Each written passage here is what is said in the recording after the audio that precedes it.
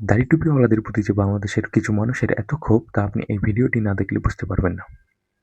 আমির হামজা কিছুদিন পূর্বে একটি ওয়াজ মাহফিলে একটি বক্তব্য দিয়েছিলেন, কিন্তু সেই বক্তব্যটি ঘুরিয়ে পেঁচিয়ে কি বানানো হচ্ছে সেটি দেখুন। সে নারীরা বসে আছেন, তাদের শরীর নিয়ে তিনি মন্তব্য করছেন, এমন বডি শেমিং কুরুচিপূর্ণ মন্তব্য একজন সংসদ সদস্য করতে পারেন কিনা মার্দিয়া মমতাজ? আচ্ছা, আমি একটু শুরুতে বলবো আপনি কি বক্তব্যটা শুনেছেন কিনা। শুনেছি আমি। কি বলা হয়েছিল? আমি সেখানে বলা হয়েছে যে সেই নারীদের পেট এরকম, তাদের না না থাকলে আপনি শুনেন নাই। না না না আমি শুনেছি এটা। এবং এই কথাটা সংসদে হয় নাই, সংসদের বাইরে বলেছে, একটা ওয়াজের মধ্যে বলেছেন। আমি আপনাকে এক্সাক্ট ওয়ার্ডিংটা বলি। উনি বলেছেন, আমার আশেপাশে অনেক দুর্নীতিবাজ আছে যাদের পেট এত বড়, আমার মাঝে মধ্যে ভয় লাগে, আমার মাঝে মধ্যে লজ্জা লাগে যে আমাদের নারী সাংসদরা আছেন তারা জানি দেখে কি ভাবছেন।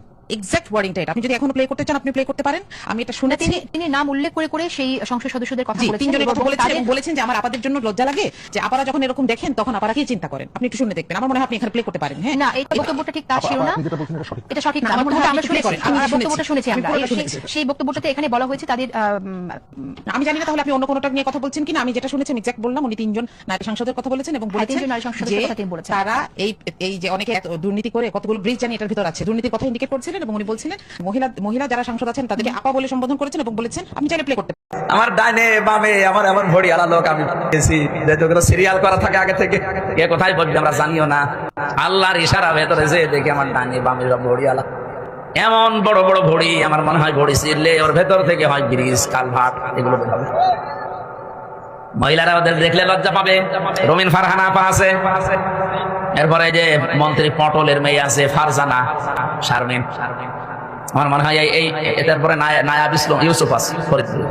এই আপারা আমাদের সামনে, আমার মাঝে মাঝে চিন্তা হয় আল্লাহ আমার ডানে বামে যে অবস্থা, ও ম্যাডাম গুলো যদি এদের পেটের দিকে তাকায় ভাববে আল্লাহ ছেলে মেয়ে হয় আমাদের আর পেট হয় হুজুরের পাশে দুইজনের কি ভড়ি, ও কোন মারা যাবে ভড়ির উপর। দেখুন, আমি এখানে আমির হামজাকে সাপোর্ট করছি না। তিনি অনেক সময় অনেক বেফাঁস কথা বলে থাকেন এবং তার মুখে লাগাম টানানো উচিত, কিন্তু তিনি যেই কথাটি বলেননি সেই কথাটি কেন তাকে বানানো হচ্ছে, আমি তো এটা সাপোর্ট করতে পারি না। তিনি কি জামাতের এমপি বলেই তাকে এত হেয় প্রতিপন্ন করা হচ্ছে? তার দাড়ি টুপি আছে দেখেই কি তাকে এত হেয় প্রতিপন্ন করা হচ্ছে?